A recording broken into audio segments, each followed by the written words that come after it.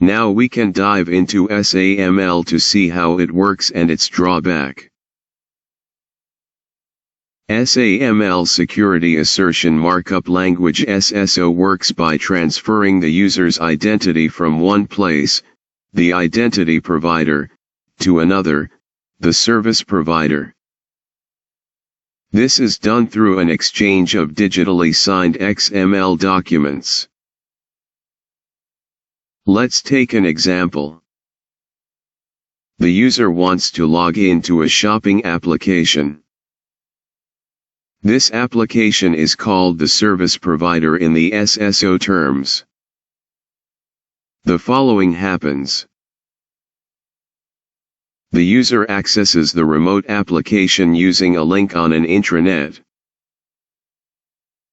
The application identifies the users and redirects the user back to the identity provider, asking for authentication.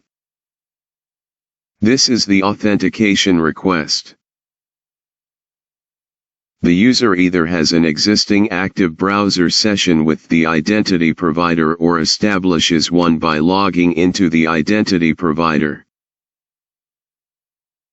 The identity provider builds the authentication response in the form of an XML document containing the user's username or email address, signs it using an X.509 certificate, and posts this information to the service provider.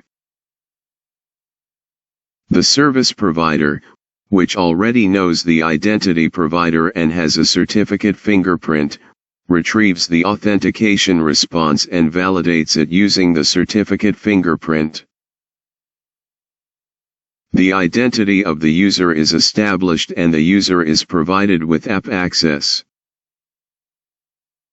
SAML has its own drawback. SAML use a HTTP redirect to send the user back to the service provider. This is a problem when the client is not a web-based application, but a native one, such as a mobile app. Mobile apps don't have access to the HTTP post body. They only have access to the URL used to launch the application. This means that we can't read the SAML token. There are many workarounds for this issue. But one of the workaround is to use the OAuth.